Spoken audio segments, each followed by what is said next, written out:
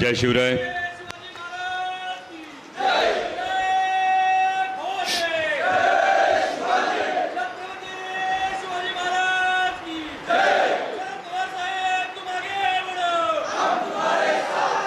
कोल्हापूर जिल्ह्यात आल्याची खात्री पटली.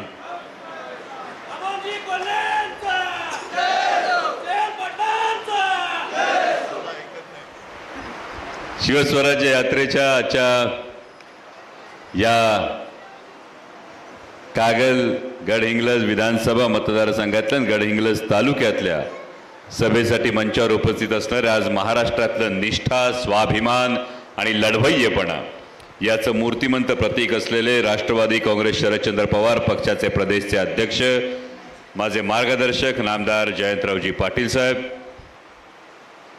आदरणीय व्ही पाटील साहेब, युवकांचे प्रदेशचे अध्यक्ष महबूबाई शेख, विद्यार्थीचे प्रदेशचे अध्यक्ष सुनीलजी गव्हाणे, आदरणीय नंदाताई कुपेकर, आर के पवार साहेब, रामराजे कुपेकर, नवोदिताताई गाडगे, माझे युवा मित्र रोहितजी पाटील आणि लवकरच या विधानसभा मतदारसंघाला जे एक उच्च शिक्षित सुसंस्कृत नेतृत्व आमदार म्हणून लाभणार आहे ते राजे समरजित सिंह गाडगे, सर्व पत्रकार बांधव आणि आपण सर्वजण सगळ्यांना पुन्हा एकदा जय शिवराय.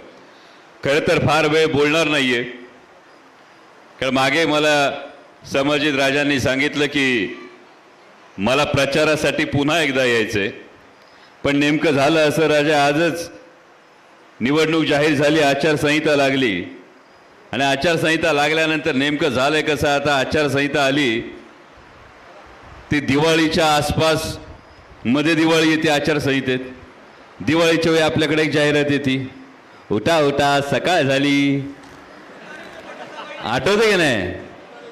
पण आता गंमत अशी झाली, आता उठा उठा निवडणूक आली, गद्दारांना गाडण्याची पवार वेळ आली.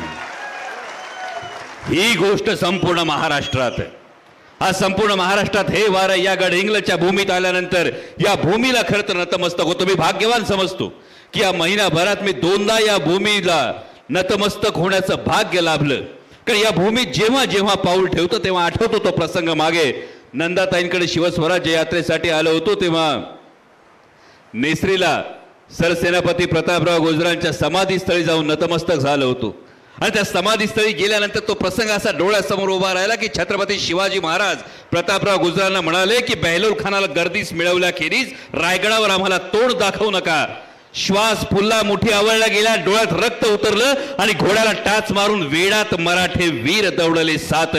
पण जर त्यावेळी प्रतापराव गुजरांनी विचार केला असता की बेहलोल खानाची छावणी एवढी मोठी, आपण फक्त 7 वीर या छावणीत जर गेलो तर दिव्यावर जसा पतंग झेप घेतो त्या पद्धतीनं आयुष्याची राख रांगोळी होईल, हा विचार केला असता तर आज गडहिंग्लज तालुक्याला, या मातीला तो अभिमान निर्माण झाला नसता. त्या ठिकाणी जाऊन नतमस्तक कोणी झालं नसतं. आज नतमस्तक होतो कारण या मातीत एक सर्वोत्तम प्रतीक उभं राहिलं, ते निष्ठेचं प्रतीक उभं राहिलं. हे या गडहिंग्लज तालुक्याचा अभिमान आहे.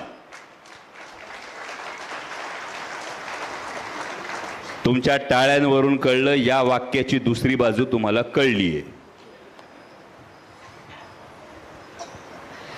जर गडहिंग्लज तालुक्याला निष्ठेचा अभिमान असेल तर ज्या माणसांना निष्ठेचा अभिमान आहे, निष्ठेचा संस्कार आहे, त्या प्रत्येक माणसाला जेव्हा निष्ठेशी प्रतारणा केली जाते तेव्हा त्याचा तितकाच तिटकारा असला पाहिजे. आणि हे दाखवण्याची संधी, हे दाखवण्याचा मुहूर्त आहे. मगाशी समरजित सिंह राजेंनी माझा मुहूर्त सांगितला 15 ऑक्टोबरचा.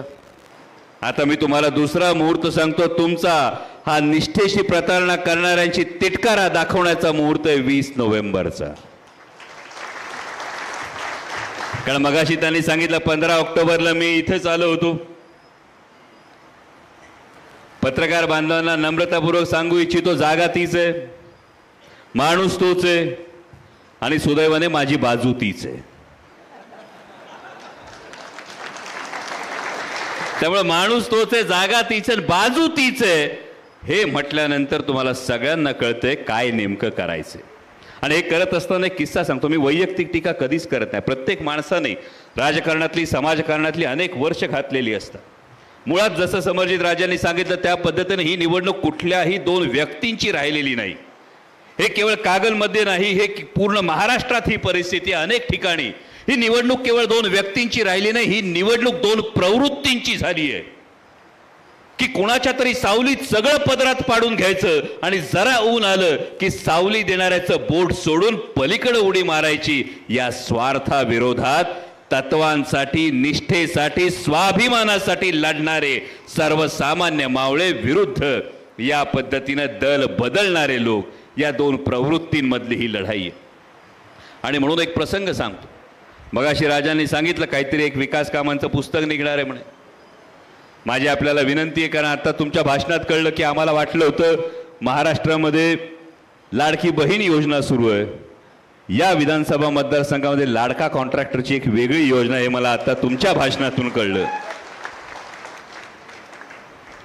पण ते पुस्तक जरूर वाचा, कारण ते पुस्तक वाचताना प्रत्येक विकास काम जेव्हा होतं ते प्रत्येक विकास काम वाचत असताना जसं महबूब भाईंनी सांगितलं त्या पद्धतीनं हे विकास काम करण्यासाठी पाठीमागं ताकद कोणी उभी केली असेल तर ती आदरणीय शरदचंद्रजी पवार साहेबांनी ताकद उभी केली. हे तुम्हाला त्या प्रत्येक पानावर दिसेल. आणि त्यासाठी ते पुस्तक वाचा. आणि ते पुस्तक वाचून झाल्यानंतर जेव्हा शेवटचं पान उलटाल, जेव्हा शेवटचं पान बंद कराल, तेव्हा जरूर आठवा यातल्या पानावरचं अक्षरन अक्षर ज्या आदरणीय शरदचंद्रजी पवार साहेबांच्या आशीर्वादामुळे लिहिता आलं, त्याच आदरणीय पवार साहेबांना कसोटीच्या वेळी, त्याच आदरणीय पवार साहेबांना संकटीच्या वेळी पाठ दाखवून कोण गेलं, त्यांचा काय निकाल घ्यायचा हे आपलं आपण ठरवा. आमच्याकडे एक देऊळ होतं, हे गाव होतं, गावात एक देऊळ होतं. देवळात देव होता, देवावर लोकांची श्रद्धा होती, फार मोठी भक्ती होती. आणि ही फार मोठी श्रद्धा होती, भक्ती होती. पण गावकऱ्यांना वाटलं की रोज देवाला कस काय आपण सगळे सोपस्कार करायचे, म्हणून गावकऱ्यांनी एक पुजारी नेमला. पुजारी सगळं देवाचा बघायचा. गावकऱ्यांचा आणि देवाचा संबंध थांबला राजे.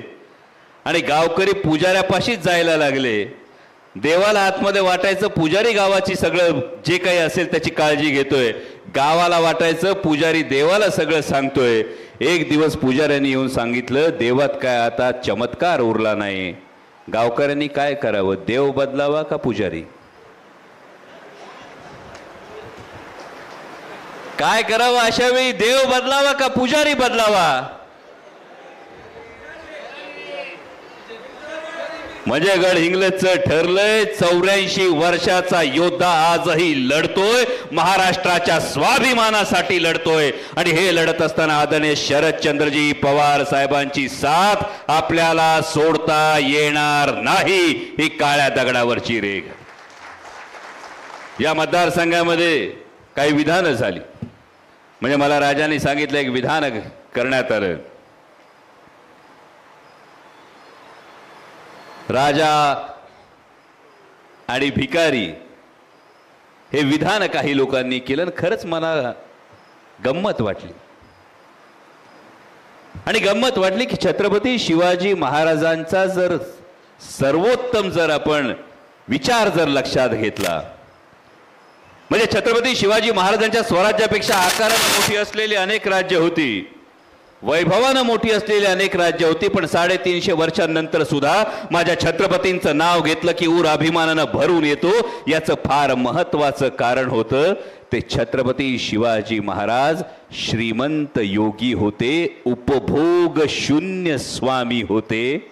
आणि जर उपभोग शून्य स्वामी या शब्दाचा अर्थ काही लोकांना कळत नसेल तर मला वाटतं कदाचित त्यांच्या हा नजरेचा दोष आहे किंवा बदललेल्या संगतीचा हा दोष आहे, हे म्हटल्याशिवाय गत्यंतर राहत नाही. आणि त्यामुळे हे उपभोग शून्य स्वामित्व जे असतं,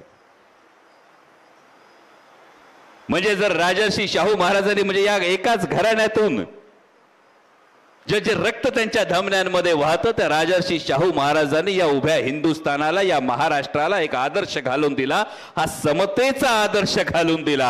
आणि हा समतेचा आदर्श जेव्हा रस्त्यावर चालणाऱ्या शेवटच्या रांगेत उभ्या असलेल्या शेवटच्या माणसापर्यंत, जोपर्यंत राजाचं राजे पण बाजूला ठेवून राजा मिसळतो, आणि हे दिसत असताना जर काहींना स्वार्थाचे चष्मे लावल्यानंतर तो राजा भिकारी वाटत असेल, तर आम्हाला वाटतं तो राजा कैक महाराजांहून जास्त श्रीमंत आहे. ही मनाची श्रीमंती आहे. आणि ही मनाची श्रीमंती या निवडणुकीत फार महत्वाची आपल्याला बघावी लागेल. आणि म्हणून जाता जाता एवढंच सांगतो, मगाशी सुनीलजींनी सांगितलं, खरं तर काही जाहिराती आता सुरू झाल्यात. आणि या जाहिराती सुरू झाल्यानंतर इकडे गुलाबी यात्रा आली की नाही, आली का येऊन गेली का माहितीच नाही पडलं, आली का नाही. हा, तुमच्याकडे आली, इकडे आलीच नाही. इकडे आली तर आवर्जून सांगा, पक्ष चोरला, चिन्ह चोरलं, जनतेला चोरता येत नाही. पक्ष चोरला, चिन्ह चोरलं, जनतेला चोरता येत नाही. आणि स्वार्थासाठी बाप बदलला तर स्वाभिमानाला ते पटत नाही. ही गोष्ट फक्त मनात ठेवा. कारण आता येतील एकामागून एक योजनांची खैरात केली जाईल. आणि योजनांची खैरात होत असताना तुम्हाला तर सगळ्यांना कळले बरोबर. मला सांगा वहिनी, जर आमच्या दाजीनी वर्षभरात कधीच गजरा आणला नाही, आज नेमके येताना गजरा घेऊन आले, काय म्हणान? काहीतरी मतलब असल्याशिवाय गजरा आणत नाही, बरोबर का नाही? सोपं आहे का नाही? आता मला सांगा, तुमच्यातले नोकरी करणारे किती जण आहेत? तुम्ही आज 2014 ते 2024 आपला पगार दुप्पट झालाय का? पगार दुप्पट नाही झाला. माझ्या पत्रकार बांधवांपैकी कोणाचा पगार दुप्पट झालाय का 2014 ते 24 मध्ये? तुमचा पगार दुप्पट झाला नाही, पण माझ्या भगिनींना मीठ खरेदी करावं लागतं. ते मीठ 10 रुपयाहून 21 रुपयाला गेलं.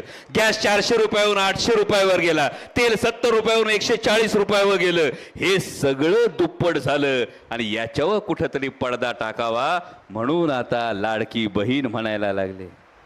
खरं काय तर लोकसभेला मतांची झाली कडकी आणि म्हणून आता बहीण झाली लाडकी. पण ते आले तर आवर्जून त्यांना सांगा, गाय पर शुरू हुई सरकार, चाय पर आकर अटक गई.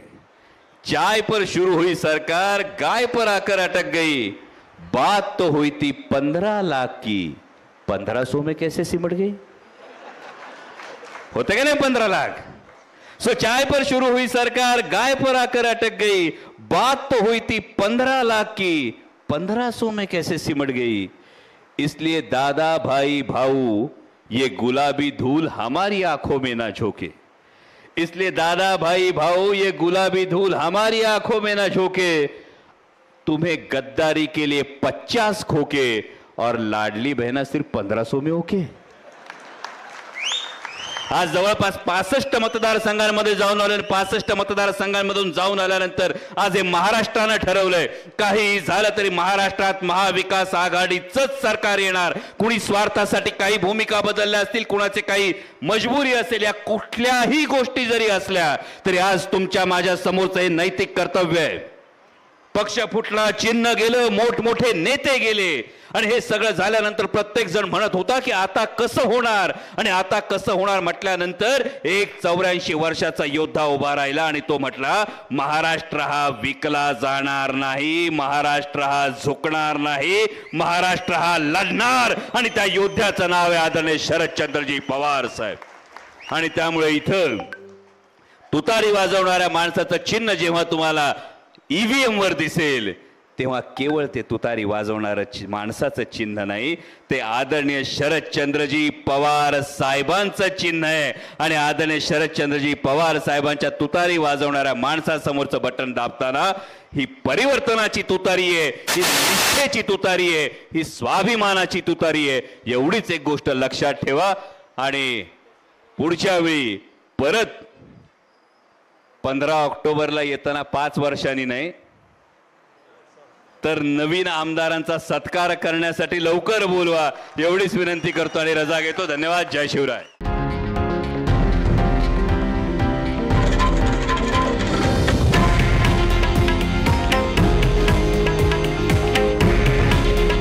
हे आहे देशातील नंबर 1 न्यूज नेटवर्क आणि आपण पाहत आहात TV9 मराठी. काळजी तुमची, हित महाराष्ट्राचं.